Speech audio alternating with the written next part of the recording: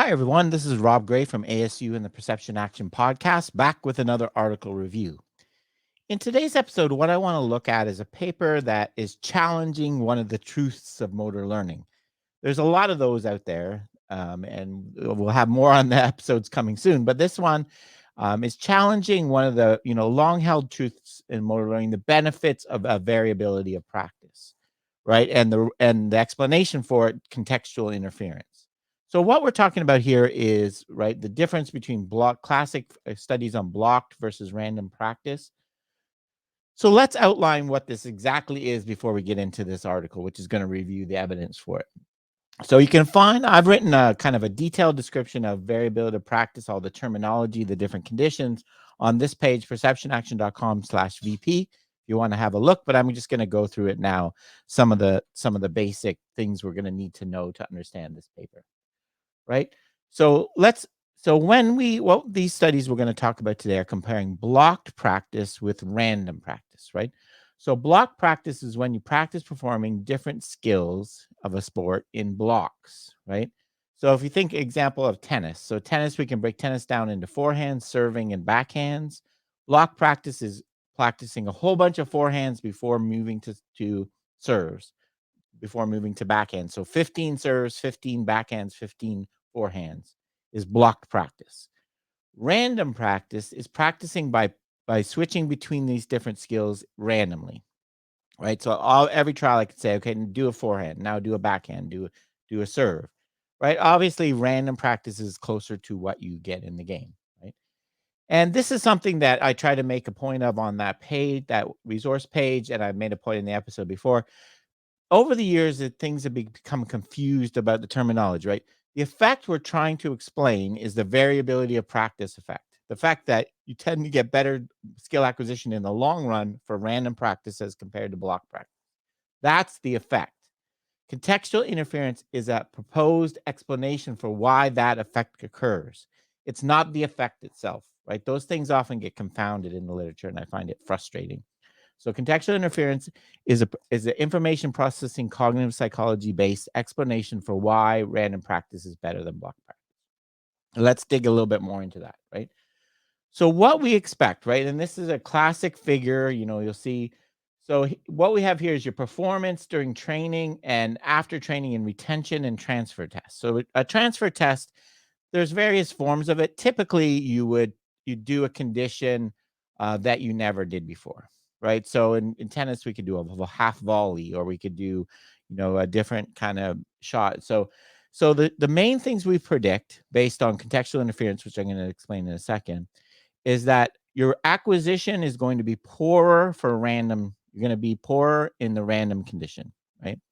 At the end of acquisition phase, you'll probably be lower performance level than people that do blocked. But in retention and transfer, it's going to flip. You're going to do better for random than you did for blocked, right? Right. So you're kind of doing this trade-off between these short-term performance gains versus long-term learning. And that's the story we've always told. That's the story I have in my second book, right? That's a kind of a truth of motor learning, right? This variability of practice you're playing the long game. It's going to benefit you in the long run, although it might make acquisition a bit slower, right? So that's the basic pattern of results. And the paper we're going to look at, which was by Wolfgang Schulhorn and colleagues, is going to look for all three of these effects. So they're going to analyze whether all of these occur. Okay. Why does this occur? So the reason that one of the reasons this is thought to occur is the idea of contextual interference, which is based on information processing idea, in particular, Schmidt's idea of the general motor program. So the idea here is when I'm learning to do a forehand, right? I'm building a motor program for a forehand, right? Where my different joints need to be, the basic topology of a forehand, right? What body position, where my legs need to be, joint angles, all that kind of stuff, right? And I'm building that up as I'm learning. And if I interleave another skill a lot, like a backhand, which has a different motor program, right? Requires different very large differences in the parameters of the joint angles, positions, and so on, it's going to cause interference before the two. So where I put my feet is different on the two. So when I go to do a shot, do I put this foot in front or that foot in front, right? They're interfering with each other, right? And this interference is what is normally a bad thing. This interference is why skill acquisition is slower, why it's harder, right? Block practice, I'm going to be better because I'm getting to develop a general motor program under easier, lower cognitive load conditions, right? I'm just doing this. I don't have this interference, but this interference explains why acquisition of skills slower under conditions of longer. Okay, but then in the long term, right, the motor program is going to be better for both of them. All the skills I'm learning if I do random practice, and this has been explained in terms of two mechanisms. One, the elaboration hypothesis, right? This was this is Shea and Morgan. This is the idea that when I go between two different motor programs, right? Forehand, backhand in random practice, this is going to allow me to better compare and contrast the differences between the two and develop more distinct and detailed motor programs, right? So your motor program is going to be better. You're going to understand the skill better, the differences between the different skills. Um, and then this is going to be in the long run, we're going to have better performance because of this and better learning. The other one is the action reconstruction hypothesis, sometimes called forgetting reconstruction. The idea here is that if you take me from a forehand to a backhand condition, I'm going to have to forget my motor program for a forehand to do a backhand. Right? I'm going to have to forget what I learned and build, and then next time I have to do a forehand, I'm going to have to build it up again. That process of building, having to reconstruct it, recreate it, is going to make better learning in the long run, right? So these are the basic explanations for contextual interference. It's been around for a long time, right? And there has been systematic reviews of this topic before, but there, I'll talk about those in a second. But that's the basic thing we're trying to evaluate.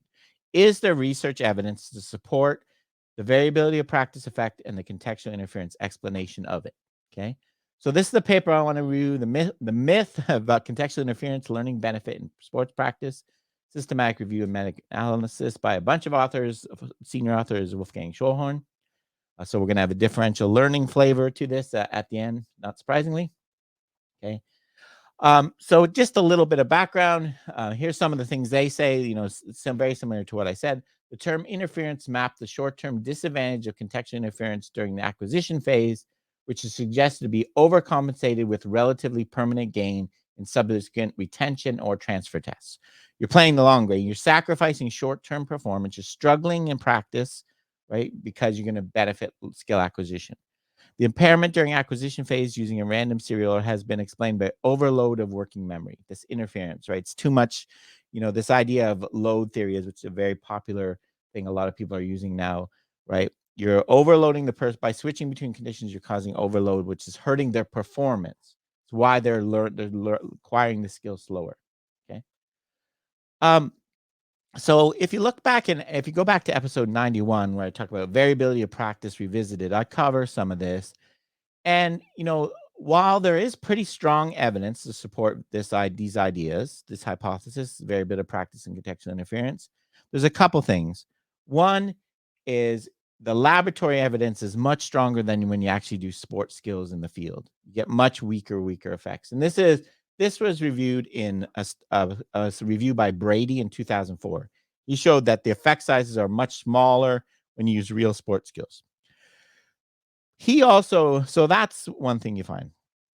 But what he gave was an explanation that I've kind of passed on myself. But I think a lot of people tend to agree. The reason that the effects are different in sports skills is they're mediated by some simple demographic factors: age, level of experience, complexity of the task, right? That with the basic overall idea is that contextual interference variability practice is going to be better for someone that can handle it, right? A younger athlete is already variable. They don't have much cognitive information processing ability. So a lot of variability practice is going to hurt their performance. So it's probably not going to work as well. Okay. So, so that's the basic story. Yes, the effect exists, but it might be mediated by these factors, right? So we need to adjust the variability as we go along. And so that was, that people believe for a long time and kind of held in this idea. And there's a good paper by Damien Farrow and Tim Buzzer would talk about these kind of things. It's not as clean cut as people let it off, but it seems to be meat because you need to take into account these factors. Okay, so that's kind of the background. Let's see what the current paper is, right? So, and one of the things they're going to point out is one of the shortcomings Schulhorn and colleagues point out is that in the Brady study, they include studies, right? One of the things in training studies that really complicates things is if you have groups at the start that at baseline before your intervention, if they're different, right? Sometimes you get that because they're different people, right? You might get by random, you might get better tennis players in one group than the other. It makes interpreting the findings very, very difficult and complicated if you have that, right? So, what one of the critiques Chohon and colleagues make is that Brady didn't take those studies out, right? So they're going to do that in their study, right? So they're going to do a systematic review and meta-analysis, looking at a pooled effect sizes. They're going to have really strict criteria. They're going to look at really strict criteria for the quality of the study. They're going to make sure they're equivalent at baseline. They're going to make sure they have performance outcomes, post-acquisition, retention, and transfer test. So they're going to look, does the effect exist? Second, they're going to look for evidence of moderator variables, like the ones we've been talking about, age, experience, complexity of the task, things like that, right? So they're going to kind of do all these things we were talking about, okay? So this is kind of surprising, right? This is something that's been really, really well studied in motor learning literature. They looked at a total of 933 records for which they only got 37 that met their criterion. If we're looking at sports skills, and they have a variety of sports: volleyball, golf, tennis, badminton, baseball, basketball, field hockey, table tennis, or shooting. Okay. And then they have a bunch of other kind of skill, bunch of Australian rules, football, gymnastics, and then just motor skills like balance, throwing, jumping, etc. Right. So these are the studies that they included in their analysis. Right. As I said, they're very strict on criteria, which is maybe one of the reasons why they didn't get. They got different effects than Brady and other colleagues. Okay. Um, they also looked at the different age, right? So there was different ages. Some targeted kids, 10 to 14. Most of not surprisingly, targeted the age of undergraduates. That's the Psych 101 students, kind of classic. And then there is one study that looked at seniors. So there are enough variation they could look at the effective age. Okay. If you want to look at the paper, they do have a detailed table showing all the studies that were included and the characteristics, right, of the studies, which is important. You can see what was in there. I'm not going to go through that all in detail. Okay, what did they find? Right. So what did they find? So what this figure is showing, here's a figure showing the effect. This is all the studies. This is post acquisition. So right?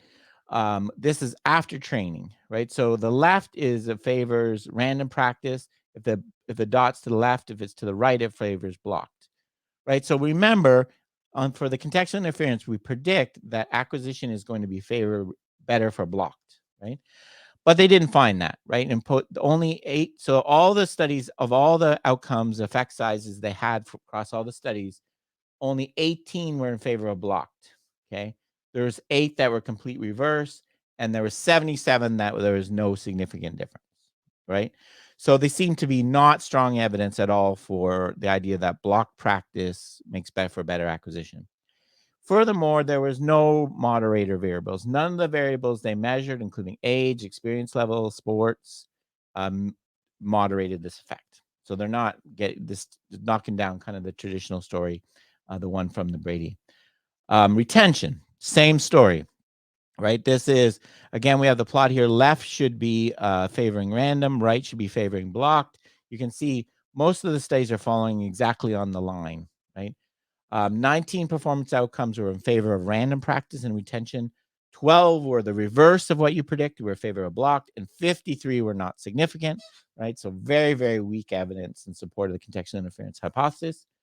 Moderator variables, again, nothing going on there, right? No effect of moderators. Same story for transfer. Not all studies included transfer, so there's fewer.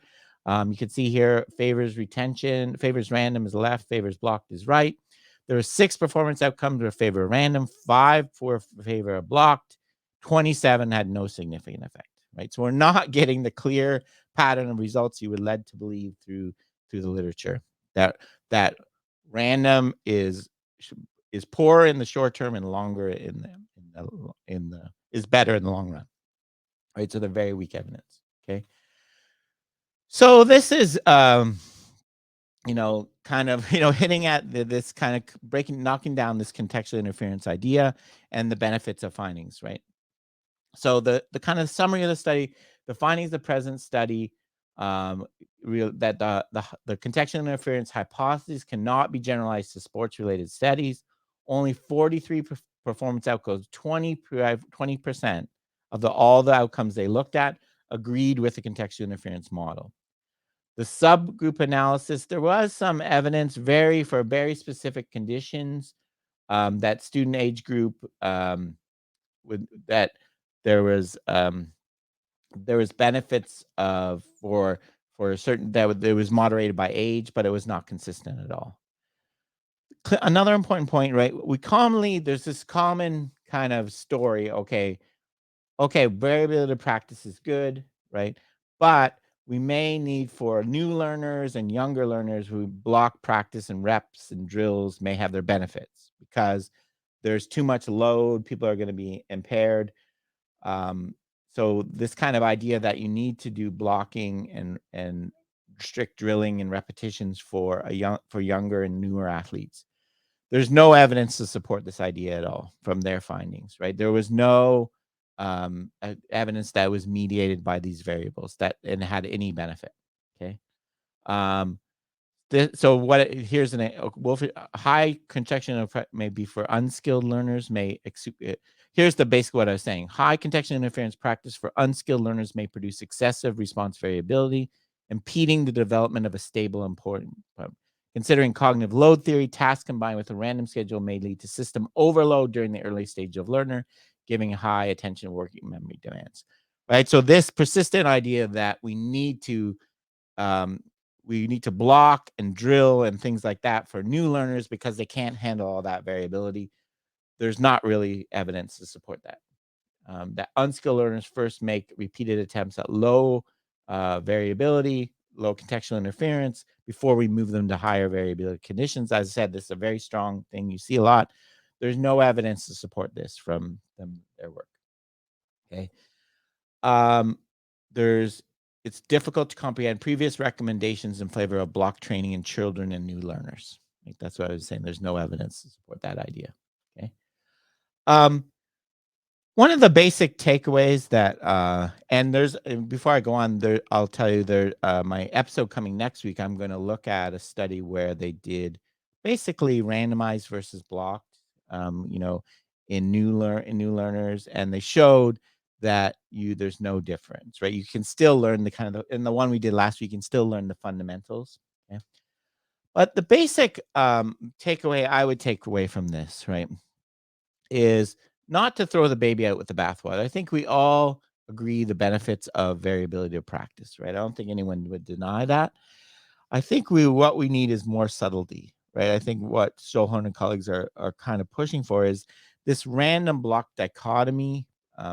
No variability or super high variability is probably too extreme. They describe in differential learning how there's research showing that there's an optimal level of noise, right? That of variability for an individual learner, right?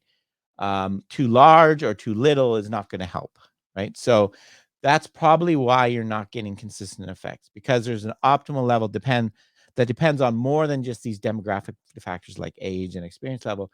It probably depends on factors like how well you can handle frustration, how well you can handle failure, all these other factors. So just comparing no variability in a block condition and a super high level of variability in random is probably not going to be effective, because you're at the two extremes, which is not optimal for anyone.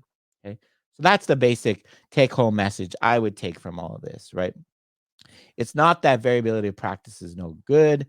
It's just that we need to We need to have a more, and that the simple contextual interference explanation may be too simple, right? We need a more nuanced explanation of the benefits of variability, right? And to get in beyond this dichotomy. Okay. There's also a problem here, and a lot of the studies show this, and I think this is reflects in this dichotomy. When we're creating block, so there's two dimensions, and if you go back to my page where I define, there's two dimensions we can talk: block versus random and constant versus variable, right? So block versus random is when you switch between different skills. Okay. Constant versus variable is when you switch between different variants of the same skill, right? So chipping on a flat, shooting a golf shot on a flat lie, downhill, up lie is usually thought of, that's variable practice. Shooting basketball shots from different distance from the hoop is not a different skill, right? It's not a completely different skill when you move from 15 feet to 20 feet. It's a variant of the same skill, right? Um, this, becomes pretty cloudy in a lot of sports. How do we define, what's a different skill versus what's a different variant of the same skill? And there's a lot of kind of cloudiness and noisiness in that definition, right? If we move beyond the general motor program, the blocked random idea, then we don't have to worry about this, right? So that's another issue that I think is suggesting for more subtlety and more nuance in the way that we look at variability. Okay, so that's it for today's episode. I hope you enjoyed this review. Thanks for joining me, and cheers for now.